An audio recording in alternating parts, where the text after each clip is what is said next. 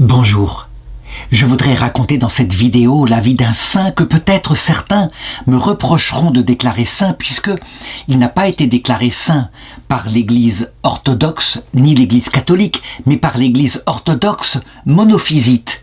Cependant, il faut le dire, manifestement, il a voulu servir le Christ et surtout, comme je vais le montrer au long de cette vidéo, ces églises orientales qui sont toujours monophysites, comme l'église copte en Égypte, et puis l'église syriaque, une église syro-malabar en Inde. En réalité, quand on regarde le conflit qui opposa de manière violente au VIe siècle, eh bien, ces églises à la grande église, ce conflit, manifestement, venait de notre orgueil, de notre incapacité à nous entendre, et que peut-être Dieu lui-même, eh bien, il le permettait pour la raison suivante, et nous éviter l'orgueil. Le pape Jean-Paul II, lorsqu'il fit des réunions avec les patriarches monophysites en Orient, et qu'ils regardèrent la théologie, les deux théologies que je vais présenter au cours de cette vidéo, sur le Christ, à savoir, a-t-il une seule nature, a-t-il deux natures, on s'est rendu compte qu'en réalité, on était surtout dans des passions, qu'on avait la même foi. Mais que chacun se fasse une idée. Je voudrais d'abord raconter la vie et le contexte de son histoire. Donc, son nom, Saint Jacques Baradé, en réalité, en syriaque, puisqu'il est de cette origine-là, donc on peut dire dans une langue proche de l'araméen, il s'appelait Yakouf Bourdoyo, mais Bourdoyo étant un surnom qui veut dire celui qui est vêtu de haillons, parce que ce dont je vais parler ici, c'est d'un homme véritablement brûlé par Dieu, qui vécut toute sa vie alors qu'il fut évêque et patriarche et ordonnateur de plusieurs patriarches de la ville d'Antioche. C'était véritablement un homme qui vivait dans l'ascèse et dans la grande pauvreté. Il naît vers l'année 500 après Jésus-Christ, dans un empire romain d'Orient qui est très solide, qui est presque à son apogée, tandis que en Occident, on le sait, l'empire romain d'Occident est tombé sous le joug des tribus germaniques, dont la plupart sont de religion arienne, c'est-à-dire qu'elles sont chrétiennes, mais elles nient la divinité du Christ, et cela change tout. Cela veut dire que si le Christ mort sur la croix n'est pas Dieu, ça veut dire que Dieu, lui, il reste inaccessible, grand. Et donc, quelque chose qui se retrouvera plus tard dans l'islam et pratiqué par ces peuples germaniques. Il n'y a pas cette union intime, mystique, avec le Dieu qui s'est montré tout humble en mourant sur la croix, comme cela va se développer dans toutes les églises chrétiennes. De type, évidemment, nicéenne, c'est-à-dire celle qui confesse la divinité de celui qui est crucifié. Voici une carte de la région où il est né, évidemment une carte moderne, où on voit que c'est à la limite entre la Syrie et puis leurs endroits où on parlait grec, la Syrie où on parlait araméen. À cette époque-là, il y avait toujours 5 grands patriarcats, c'est-à-dire des évêques supérieurs qui, je dirais, appliquaient la discipline sur leur région qui leur correspondait. Il y avait le patriarcat d'Alexandrie pour toute l'Égypte, qui, elle, je vais le montrer, va suivre Saint Jacques Baradé. Il y avait le patriarche de Jérusalem, qui avait tendance à appliquer certains commandements encore présents dans la loi de Moïse. Et ce sera surtout l'église d'Éthiopie qui est descendante d'une telle façon de concevoir la foi. Il y avait le patriarcat d'Antioche, et c'est là que Saint Jacques Baradé aura son rôle, celui qui parlait araméen. Et puis, le patriarcat de Constantinople, parlant plutôt grec, et enfin, le patriarcat de Rome, parlant latin, qui était au sommet de tous les patriarcats de par l'institution du Seigneur, puisque à Rome était le successeur de Pierre et de Paul. À cette époque, l'Église était une seule, et elle n'était pas divisée. Cependant, déjà, à l'intérieur des cœurs, il y avait des divisions, des schismes. Le père du petit Jacques était un prêtre. À l'époque, les prêtres étaient mariés en Orient. Il s'appelait Théophile Bar Manu et, je dirais, avec son épouse, il n'avait pas réussi à avoir d'enfants.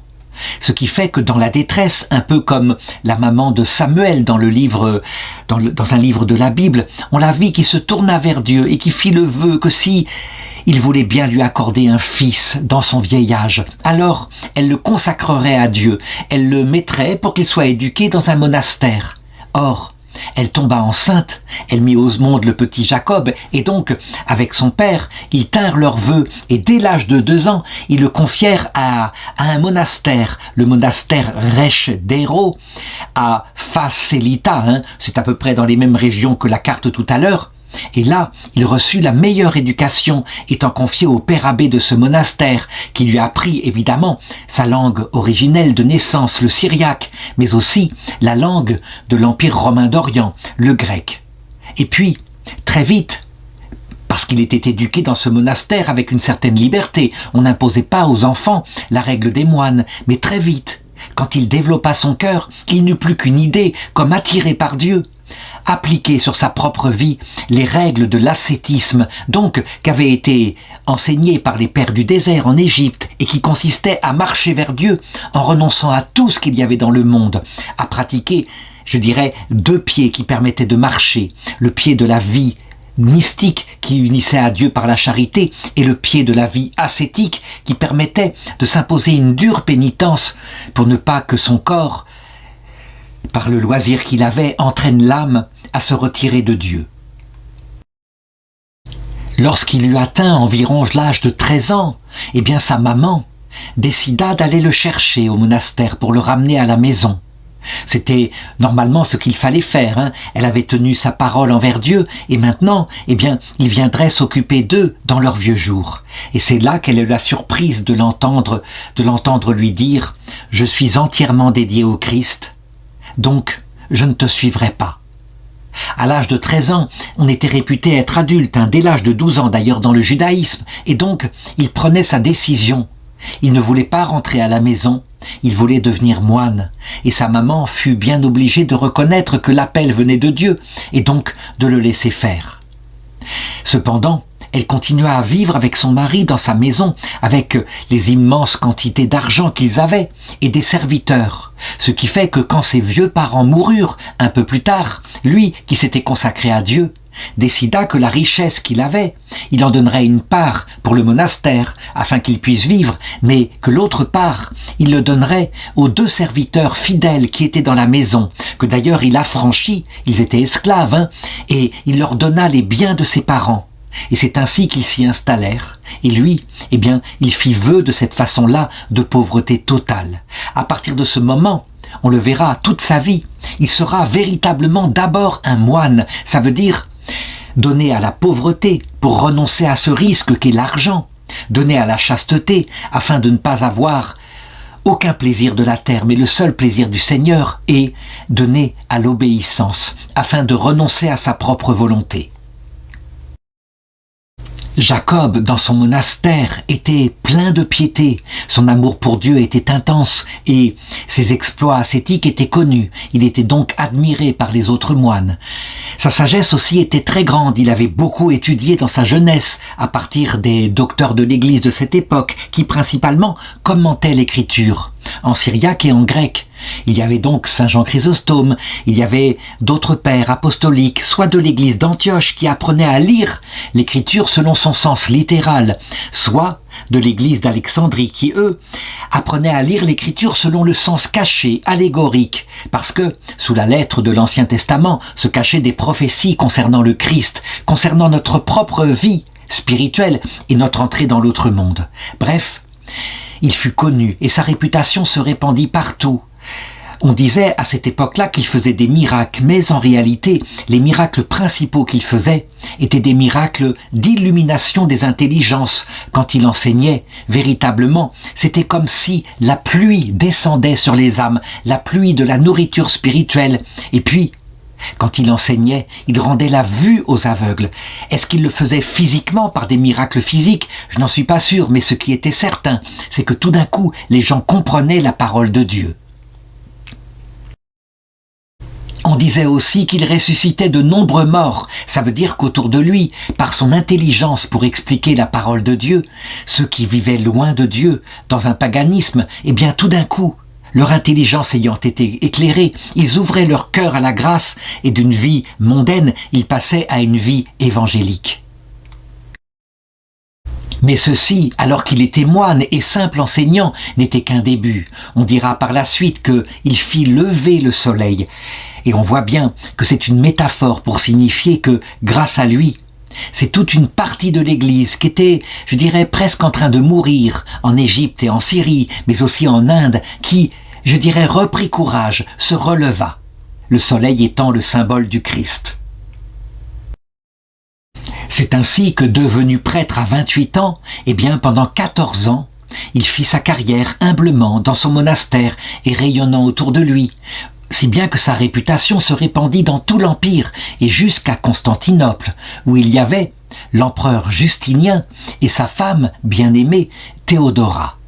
Théodora qui était une personne issue du peuple, mais qui, quant à elle, profondément professait la foi catholique, mais selon, je dirais, une compréhension que je vais maintenant expliquer, parce que il faut vraiment là aborder le problème du monophysisme.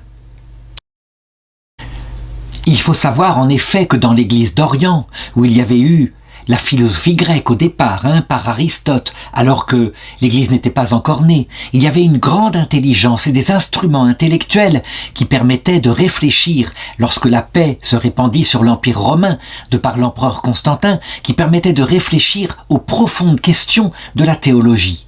Comment était-il possible qu'il y ait un seul Dieu et en lui 3 personnes réelles et pourtant un seul Dieu ?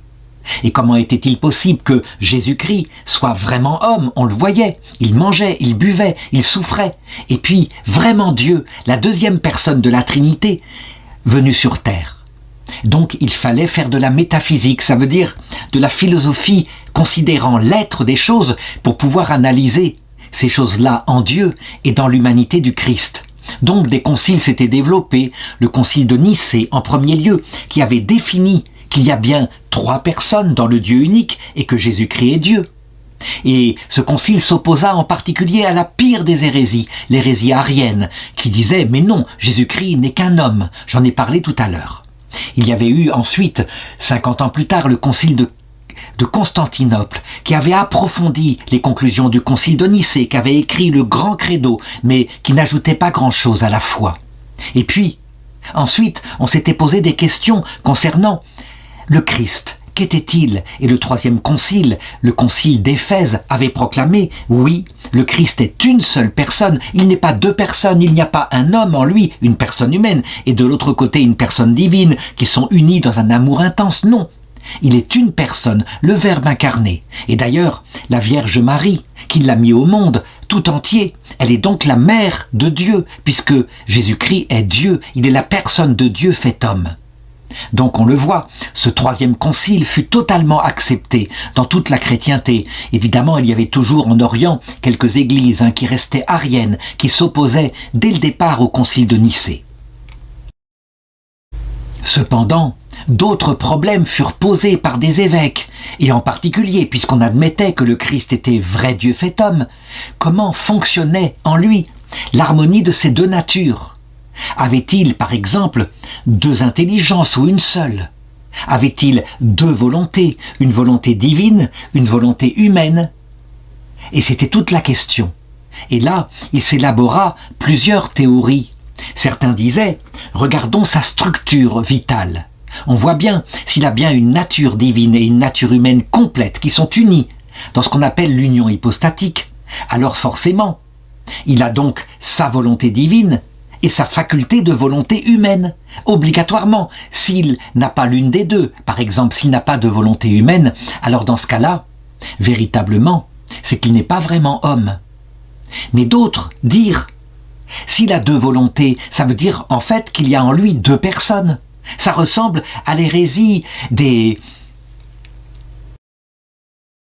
nestoriens. Les nestoriens disaient cela, ils avaient été condamnés par le concile d'Éphèse, ce n'était pas possible, et donc on le voit bien, ajoutait-il, regardez, quand il agonise au jardin des Oliviers, il le dit bien, non pas ma volonté, mais ta volonté, ce qui veut dire que le Christ n'a qu'une seule volonté. Et donc, on le voit, il s'élabora 2 théories qui s'affrontaient, mais qui, de fait, comme je vais le montrer un peu plus tard, n'auraient jamais dû s'affronter.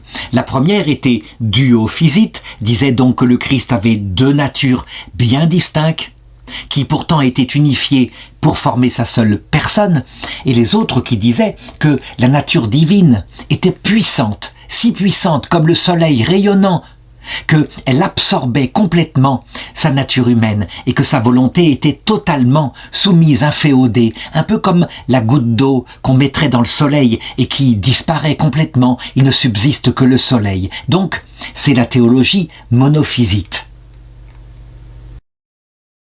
Et à partir de là, évidemment, les discussions s'envenimèrent dans tout l'Empire romain, avec violence, et ça c'était quelque chose, un travers qu'on constatait. On aurait dit que les théologiens, n'ayant plus à risquer leur propre vie, ils mettaient tout leur irascible à condamner, insulter, parfois même expulser ou voire exécuter ceux qui ne pensaient pas comme eux. Il se développait dans ces discussions théologiques beaucoup d'orgueil, malheureusement.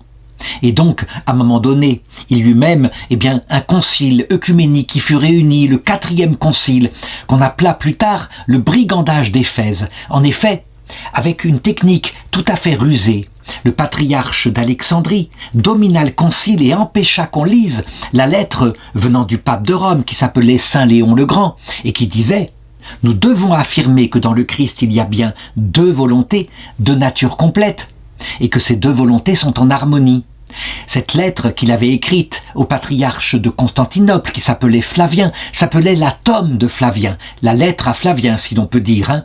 Le patriarche Dioscore d'Alexandrie, avec ruse, empêcha qu'on lise cette lettre et proclama, ou fit proclamer, avec violence, en ne convoquant que les évêques qu'il fallait, que la foi authentique était la foi monophysite. Il n'y avait dans le Christ qu'une seule nature.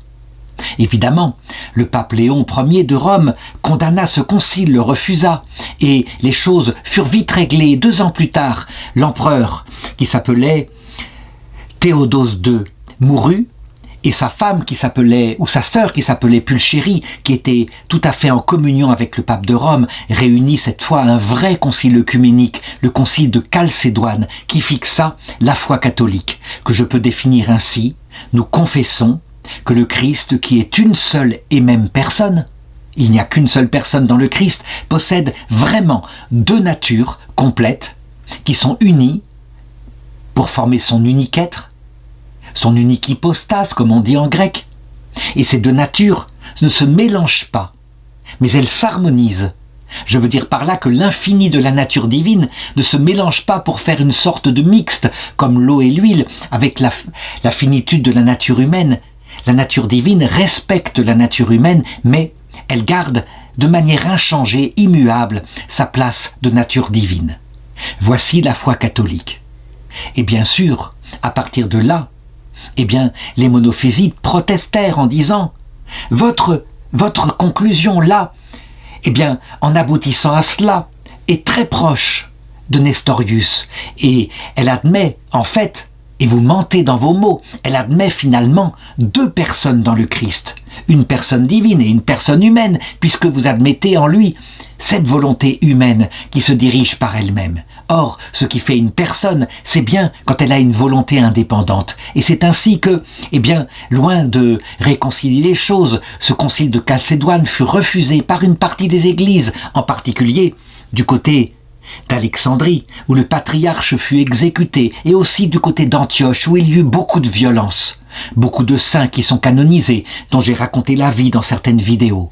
Bref, l'unité ne se fit pas, et ce fut même dangereux pour l'Empire romain d'Orient, qui était attaqué de toutes parts au nord par les Bulgares, qui étaient encore païens, et du côté de l'ouest par les Perses, qui eux, étaient encore n'étaient pas musulmans, étaient encore dans ce qu'on appelle le zoroastrisme, donc une religion tout à fait particulière. Bref, comme il y avait danger pour l'unité de l'Empire, on essaya par la suite, d'unifier les choses, de trouver des formules. L'empereur en particulier, lui, qui voulait véritablement que l'Empire reste uni, sinon, étant divisé, il serait moins fort pour résister aux attaques, essaya de toutes les façons possibles. Mais malheureusement, on vit bien se développer beaucoup d'orgueil. Et c'est là que, près d'un siècle plus tard, arriva sur le trône impérial de Constantinople le grand empereur Justinien. Il arriva exactement le 1er avril 527, donc à une époque où Saint Jacques Baradé, avait à peu près 27 ans. Cet empereur, qui était d'origine populaire, arriva au pouvoir par hasard, mais sa foi était totalement fidèle aux 4 conciles, donc aussi au concile de Chalcédoine. Et on le maria, son oncle qui s'appelait Justin lui trouva une épouse magnifique, très belle, qui s'appelait Théodora, et qui eut sur lui une grande influence par son amour, qu'il respecta d'ailleurs toute sa vie. Et Théodora, quant à elle, eh bien, elle partageait plutôt la théologie monophysite. Mais, je dirais, il y eut une harmonie entre eux, comme on pourrait l'appeler, une sorte d'œcuménisme à cause de leur grand amour. C'était un couple mixte, mais en ce qui concerne Justinien, il favorisa le concile de Chalcédoine. En ce qui concerne Théodora, eh bien, il le modéra sur cet aspect-là et elle favorisa, en ce qui la concernait, eh bien, les monophysites.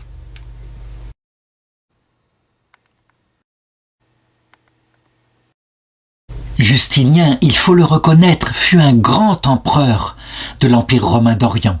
Il essaya même de reconstituer la totalité de l'Empire romain en allant conquérir des terres jusqu'en Occident. Il essaya de reprendre l'Italie.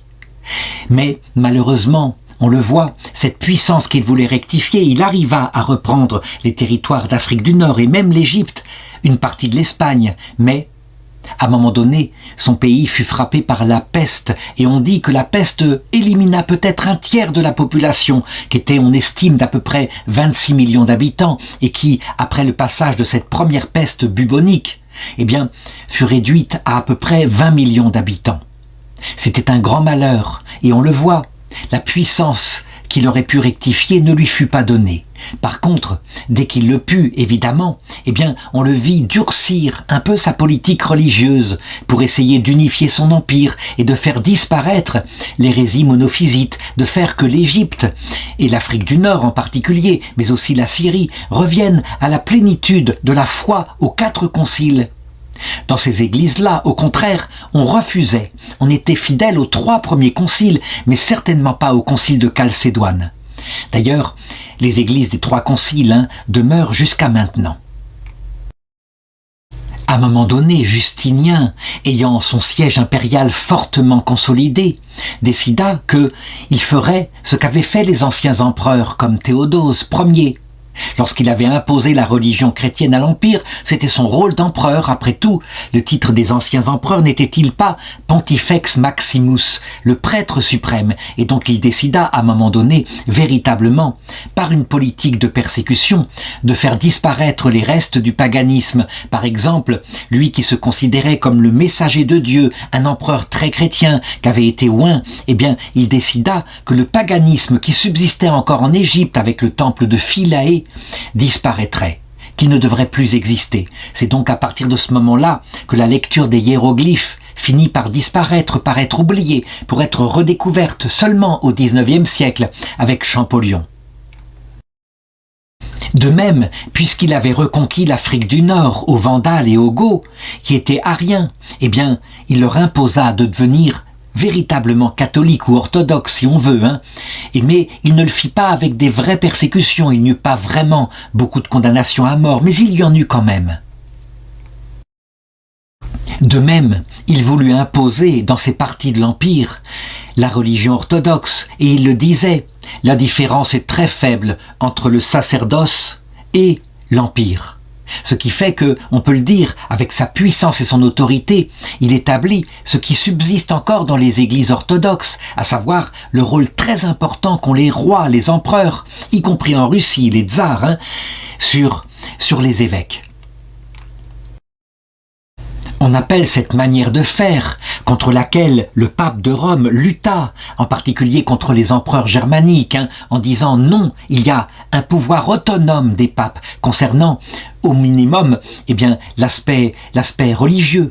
Mais les papes, quelquefois, furent tentés d'aller plus loin, avec Innocent III en particulier, à savoir d'être plus grands que les empereurs, et même de pouvoir déposer les empereurs s'il le fallait, s'ils n'étaient pas totalement à leur service, ce qui était plutôt un papisme césarien dans ce cas-là. Donc ce n'était pas mieux.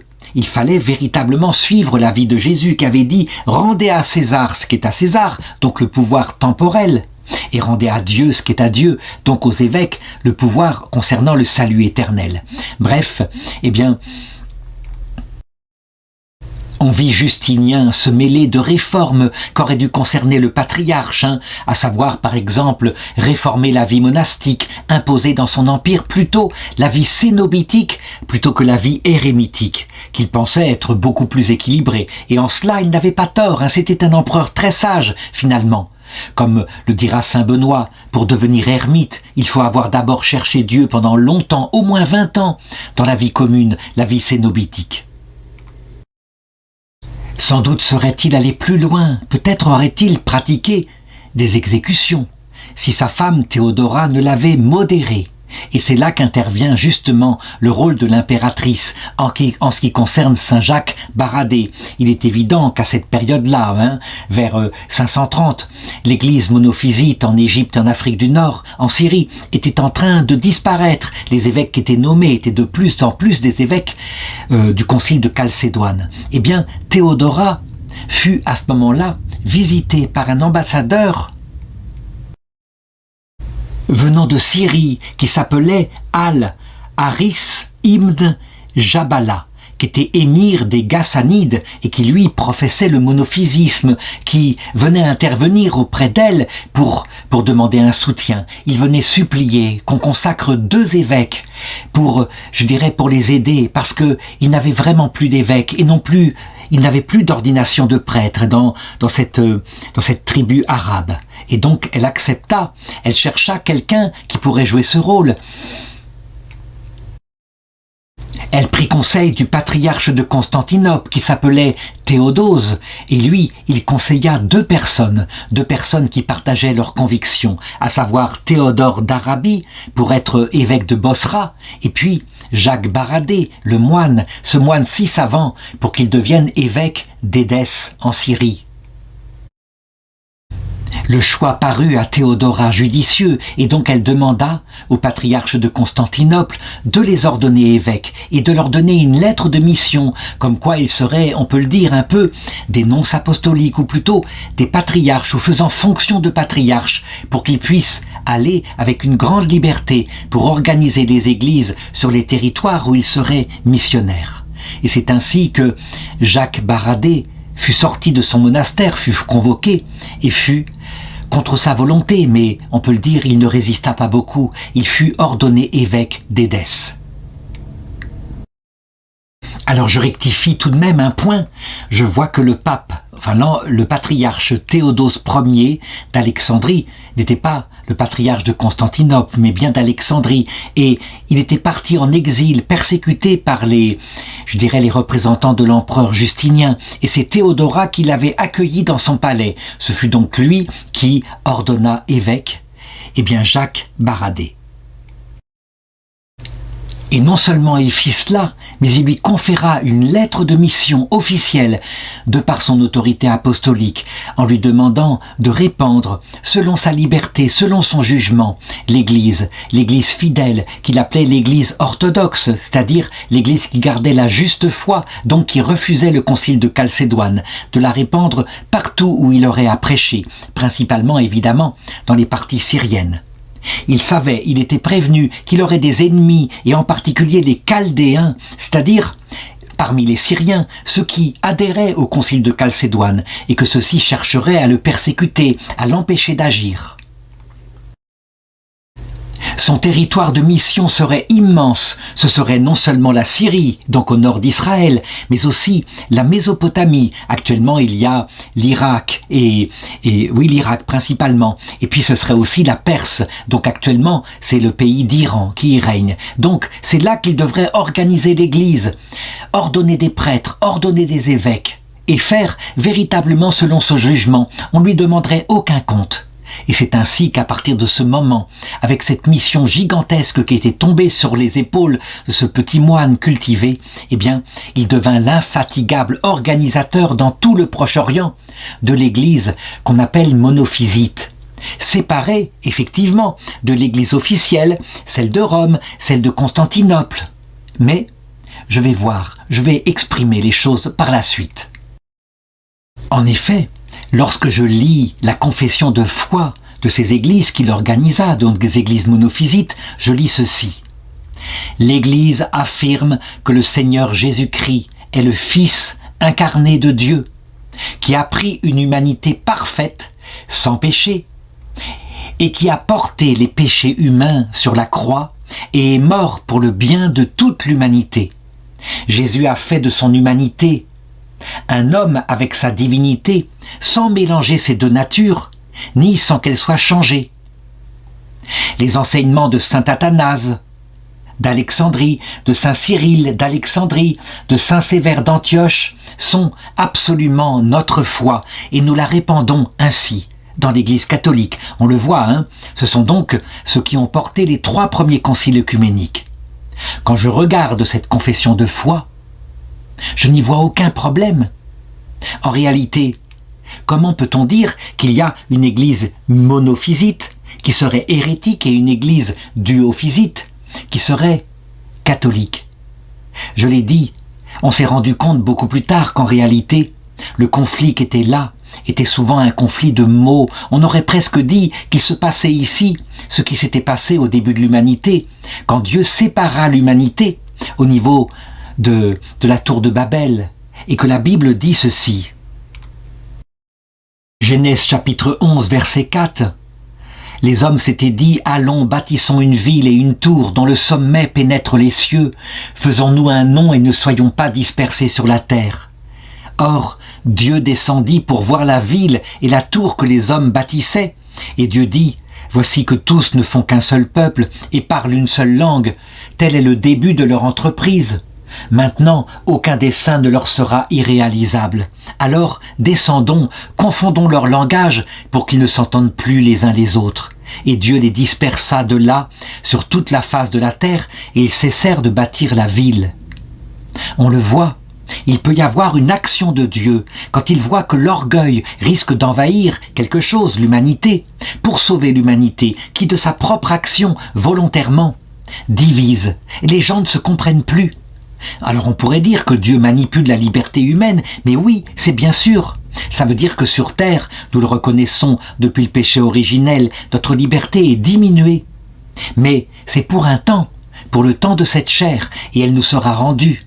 Parce que Dieu fait tout pour que nous apprenions ici-bas, dans un premier stage, à quel point nous sommes limités. Eh bien, on peut penser que Dieu agit exactement pareil avec la grande église d'Orient, l'église qui est devenue l'église orthodoxe. Les gens ne se comprenaient plus alors qu'en réalité, comme le pape Jean-Paul II le reconnaîtra, ainsi que le pape des églises chaldéennes, monophysites, eh bien, ils partageaient la même foi. Comment résoudre le problème? C'est très simple.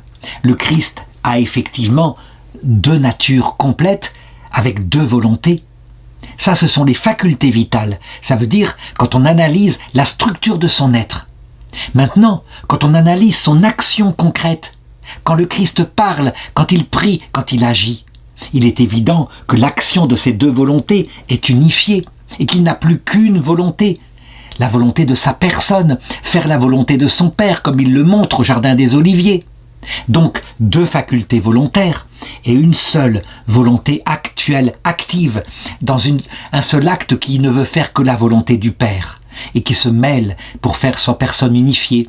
Jésus n'est donc pas schizophrène, comme on pourrait dire.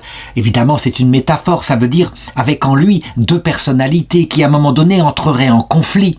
Comme, je dirais, le craignaient les monophysites, en disant « Vous n'êtes pas assez dans une définition de l'unité de la personne du Christ avec son unique volonté active, sous-entendu. » Donc, de fait, ce schisme-là et cette excommunication mutuelle, sans doute, est venue de notre orgueil, notre incapacité à nous parler, et puis de l'action de Dieu qui, pour lutter contre notre orgueil, n'a pas cherché à calmer ces choses-là. Il fallait mieux que nous soyons divisés, de manière que sorte, malgré ce drame de la perte d'unité, que sorte l'humilité. Saint Jean Chrysostome l'avait dit, lui qui était patriarche de Constantinople à son époque, qui avait été durement persécuté, pareil, par un patriarche d'Alexandrie qui s'appelait Théophile. Il disait « Donnez-moi 2 chars pour une course que Dieu entreprendrait. Mettez dans le premier char la vraie foi catholique parfaite, avec, à sa gauche, le cheval qui s'appellerait l'orgueil. Donnez-moi un autre char avec une erreur théologique, mais à sa gauche, un cheval qui s'appellerait humilité. Lequel de ces dieux chars pour la course remportera la course? Eh bien ce sera le char de droite, non pas à cause du poids de l'erreur, mais à cause du poids de l'humilité. C'est fondamental, ça veut dire que la théologie, aussi précise soit-elle, est au service de l'humilité et de l'amour. Si nous connaissons la vérité, et c'est très important, c'est pour mieux aimer et mieux être humble. Et si nous nous servons de la théologie pour développer au contraire de la dureté et de l'orgueil, alors Dieu, il utilisera cela pour nous diviser s'il le faut. Et il applique même ceci à sa Sainte Église. Et c'est ainsi que Saint Jacques de Béradé se mit à, je dirais, avec une énergie infatigable, à parcourir tous les territoires qui lui avaient été confiés, la Syrie, la Mésopotamie, la Perse, et partout où il arrivait. Eh bien, lui qui connaissait bien les langues, partout, il créait un clergé. Il cherchait quelqu'un de particulièrement cultivé, parfois des hommes célibataires parmi les moines, parfois des hommes mariés. Et il ordonna, dit-on, 27 évêques, dont 7 étaient destinés à des sièges d'Asie mineure, 8 à l'Orient syrien, 12 à l'Égypte. Il redonna courage à l'Église qui refusait le concile de Chalcédoine, alors qu'en Égypte, à cette époque-là, à cause de la politique de Justinien, il ne restait plus que 3 évêques se réclamant des 3 conciles. Et donc, on dit qu'il consacra aussi plusieurs patriarches. Il faut le faire, que lui ait le pouvoir de consacrer un patriarche.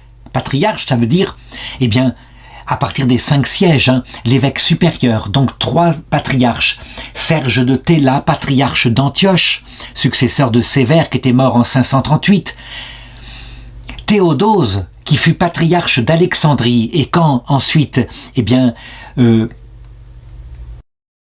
Serge de Téla, le patriarche d'Antioche, mourut en 561, eh bien c'est lui qui ordonna son successeur et qui le remplaça par Paul le Noir, donc second patriarche monophysite d'Antioche. Et sa prédication faisait des fruits extraordinaires. Le nombre de prêtres est incalculable. On dit qu'il en ordonna peut-être 10 000. C'est peut-être un chiffre exagéré. Mais ce qui est sûr, c'est que lui-même avec les grands succès de son organisation, qui demeure jusqu'à maintenant, puisque une partie des églises d'Orient, qui pourtant ont été dominées par l'islam pendant des siècles, eh bien sont encore monophysites. On dit que à un moment donné, lui-même subit l'épreuve et la division. En effet, voici que se présenta un homme vers 557 qui se mit à prêcher à partir de Constantinople une forme de monophysisme qui était manifestement hérétique, qu'on appelait même un trithéisme, donc il semblait refuser le concile de Nicée, qui admettait qu'il n'y avait bien qu'un seul Dieu. Lui, c'était en Dieu, il y avait 3 personnes distinctes, mais qui formaient 3 dieux, et l'une d'elles s'était incarnée. Donc, évidemment, tout ceci provoqua une nouvelle division dans les églises d'Orient, une nouvelle complication, et il lutta contre cette théologie-là, disant que non, les églises qu'il organisait adhéraient totalement aux 3 premiers conciles œcuméniques. De même, il eut, à l'âge de 71 ans, un ennui avec le patriarche d'Antioche qu'il avait lui-même ordonné, Paul le Noir, qui, à un moment donné, décida, parce qu'il était d'origine égyptienne, de se faire nommer et ordonner patriarche d'Alexandrie. Et donc pour cela, eh bien, manifestement dans une grande ambition, il complota, il se rapprocha du patriarche de Constantinople, qui lui était chaldéen, et donc il apostasia la foi monophysite. Puis il se repentit, il revint à la foi, bref, toute une histoire, on le voit. Il y avait dans ces affaires-là beaucoup d'ambition de la part de nos hiérarques. C'est ainsi que Saint Jacques Barabé, qui était finalement supérieur à tous ces hommes que lui-même créait, eh bien, il devait régler, un peu comme l'aurait fait le pape de Rome, des divisions qui se créaient à l'intérieur même de l'église monophysite. Et il le faisait comme il pouvait. On peut dire que les divisions, là aussi, servaient probablement à l'initier à l'humilité, puisque chaque homme, chaque église, tout ce qui passe par la terre doit passer ainsi par l'épreuve. Nul ne peut rentrer dans la vision béatifique monophysitique où la vérité sera établie entièrement par l'apparition du Christ, mais nul ne peut y rentrer sans une humilité totale. Les conflits entre les hiérarques, par exemple, un certain Pierre IV, qui se proclama lui-même patriarche d'Alexandrie et qui reçut l'ordination, eh bien, les conflits, il fallait les régler. Il se rendit donc, dans ces années-là, du côté d'Alexandrie, et l'ayant interrogé sur sa foi, il se rendit compte qu'après tout, c'était un très bon évêque monophysite, et donc il le confirma dans son rôle de patriarche. L'essentiel, c'est que Saint Jacques Barrabé, cet archevêque, ou plus qu'un archevêque, presque un pape qui organise l'église monophysite, qui lui redonne courage, eh bien continuait de se promener dans l'Empire romain d'Orient, déguisé en mendiant, au point qu'on l'appelait Baradé, donc celui qui était couvert de chiffons. Et de cette façon-là, les autorités de l'empereur Justinien ne le trouvaient pas, ne pouvaient pas l'arrêter. Il était très pauvre dans son comportement et il agit comme cela, comme missionnaire apostolique durant 35 années. À un moment donné, l'impératrice Théodora mourut et l'empereur Justinien, n'étant plus tempéré par sa femme, se montra beaucoup plus dur et plus persécuteur par rapport aux monophysites. Jusqu'à sa mort en 565, donc alors que Saint Jacques Barrabé allait vivre encore 13 ans, et bien jusqu'à sa mort, on le voyait qui se souciait de plus en plus, cet empereur Justinien, de la religion. Voilà ce qu'il est dit de lui. Il était devenu un vieil empereur qui ne se souciait plus de rien. Déjà, alors que son corps était tout glacé, il ne brûlait plus que d'amour pour l'autre vie. Et c'était vers le ciel que tout son esprit était tourné, et du coup, il voulait que son règne ait fixé sur la terre, eh bien, la théologie orthodoxe. À la mort de l'empereur Justinien, la persécution continua de poursuivre Saint Jacques Barrabé, en particulier par les Melkites, fidèles aux 4 conciles œcuméniques, et qui essayaient de le trouver partout, qui offraient même une récompense pour sa capture. Mais jamais on n'arriva à le capturer. Il était trop discret, trop pauvre, personne ne le reconnaissait, à travers ce mendiant sur un petit cheval qui passait de ville en ville.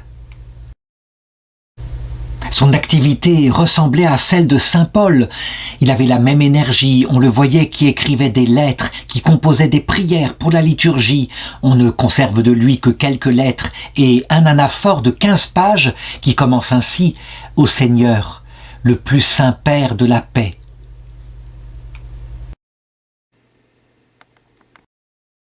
En 578, donc approchant les 80 ans, eh bien, quand il apprit que Pierre IV d'Alexandrie était mort à son tour et qu'il y avait un successeur qui s'appelait Damien, eh bien, il décida de mener sa mission jusqu'au bout, d'aller là-bas pour voir si ce nouveau patriarche d'Alexandrie professait bien la foi telle qu'elle était définie.